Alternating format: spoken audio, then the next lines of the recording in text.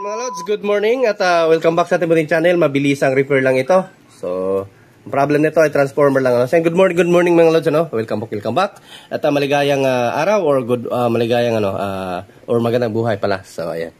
At ito ay bagong-bago pa na isang DB Audio EB802 BT. So, ayan. Ito yung mga bagong style. Ayan. Ito parang goods pa naman. Ano pa yung mga pyesa niya. So, ayan o. So, makikita mo, wala pang kinalawang. So, umiilaw yung series valve natin. Pinilit nila yung fuse eh. Nilagyan nila ng wire. Sana yung fuse?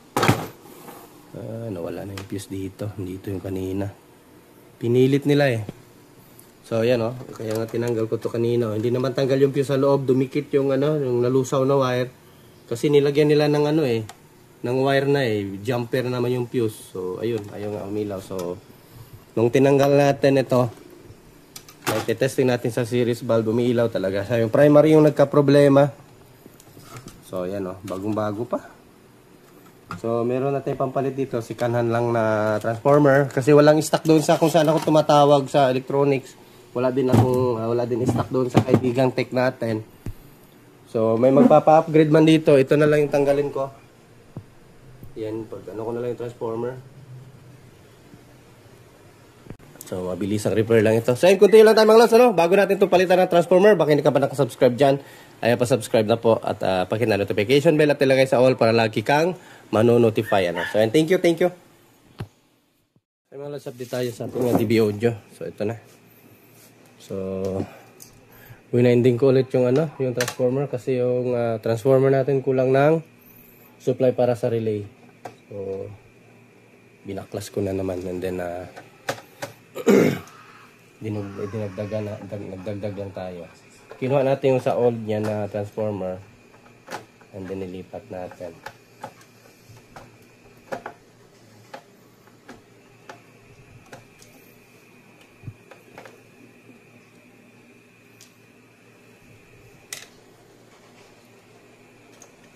Balik lang natin yung mga screw.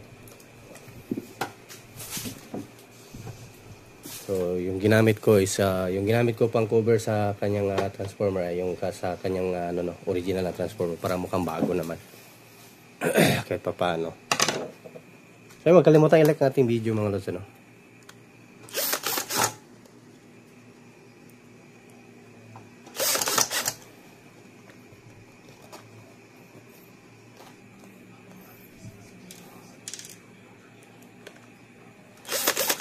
Yung mga hindi pa nakasubscribe dyan, baka naman. At kahit pa paano, madagdagan yung subscriber natin. So kahit pa paano naman mga lods, umakit naman yung channel natin. Kasi nadadagdagan sa isang araw, 30 subscriber. And then minsan na lang tumal, minsan 10. So ayan, kahit pa paano sinasubscribe tayo,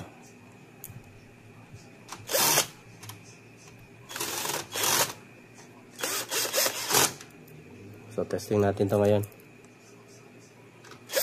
Kasi, ko lang kasi kanina, tinesting ko lang, nag-series ako ng 200 ohms. Kinunik ko doon sa AC niya. Tapos ginawa kong supply papuntang, relay. So, hindi pala pwede. Tumutunog naman kaso nagsha-shutdown yung ating, relay. At nagra-rattle.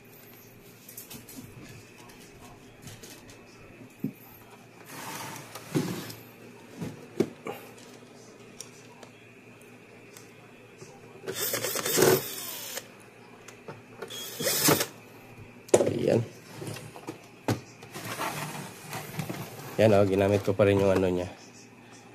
Tapos natin. Ayan. So yung plastic niya, ginamit ko pa rin. Yung sa old na niya, ito yung pambalot. Kaya hindi ko na binalik kasi parang na siya. Nag-white na So ito yung dinagdag ko galing doon sa isang transformer natin. So ito yung dinagdag ko. Na yung 016 supply dito sa relay. Yan yung dito. Kasi yung lang kasi natin is ito lang. Yung sa original na pinalit natin na transformer, yung galing doon sa 502, is ito lang. Yan, dinugtong ko na lang yung ano. Nilagyan ko lang ng sinkable tube pati dito. Sinkable tube lang din ako. Para disakit pa rin yung ano natin. Yung ating speaker. Speaker yung ating transformer. Blow tayo ngayon. So, sobrang busy mga lods. Bukas, alis na naman ako. Punta na naman kaming Sibugay. At may bibistahin doon na, Artilim. Sa Artilim, sa Buanga Sibugay. May magpapasolar doon na isang hospital. So, yun yung natin, coming project. So, at marami pa yung mga nagdi-DIY. So, nag-order lang sila ng materials, ako lang yung pinapa-install. So, okay lang naman din sa akin. At least, kahit pa paano, ma-experience din nila yung kung gaano kamahal yung gastos ng solar. So, sulit din naman kapag may solar ka na sa bahay. Sulit talaga mga lods. At sa akin nga dito, 100 na lang yung bill ko. From 3.8, nagiging na lang, 100. Ito, testing natin. Lagyan ko muna ng speaker.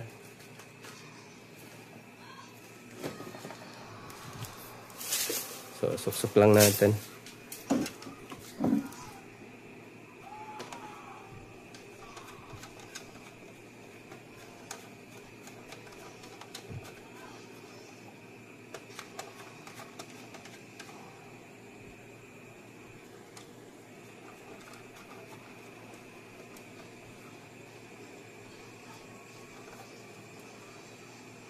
So, natanong ko pala si customer nito, yung may-ari nito.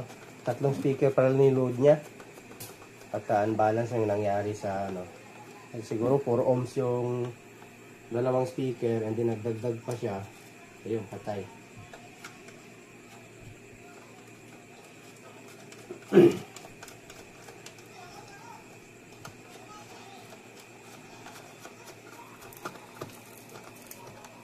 Pure copper naman yung yung transformer ni DB Audio pala, nandun sa labas. Kasi ko yon, iligpit ko kasi magagamit pa yun eh. So, pure copper pala yung stock na transformer niya. So, ang hindi lang pure copper is yung primary niya, aluminum, and then yung yung etong maliliit na supply. Etong maliliit na supply na to is aluminum yung kanyang Pero yung sa dito niya is a pure copper. Kasi nakita ko kanya pagbaklas ko, nakahinang eh. So it means pure copper siya.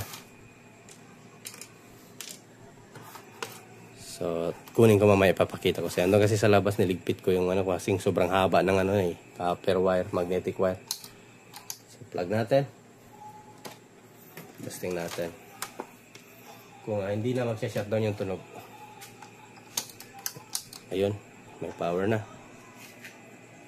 So, kaya na-short tong ito, yung kanyang transformer, yung unang transformer nasunog dahil masyadong bagsak yung ohms at na-overload nga sa ohms. Hindi sa watts, sa ohms na overload.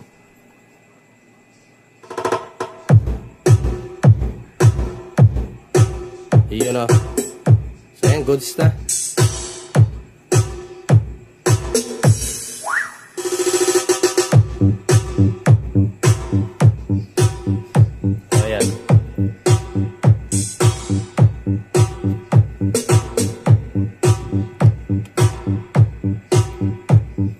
Bukas na tayo magpa-final test At least goods na kasi alas 11 na tayo ngayon, overtime. So bukas aga kong maalis.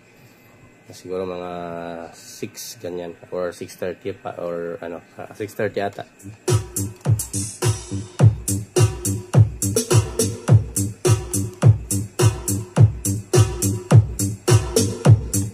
So kunin ko yung transformer, papakita ko sa inyo.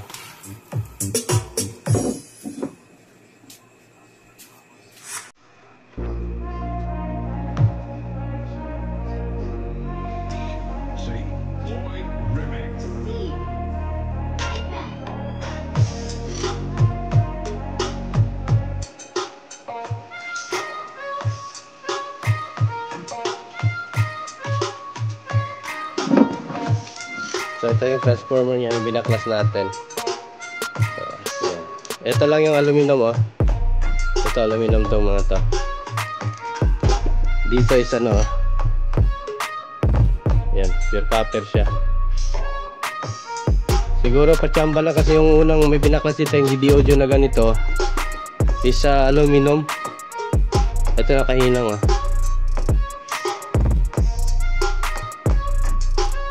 So it means pure copper.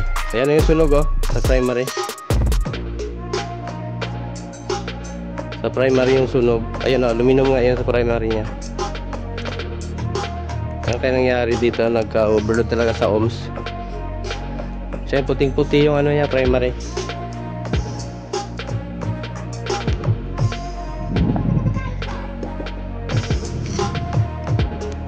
Yan Ito, tingnan niyo puti. Ayan, puti.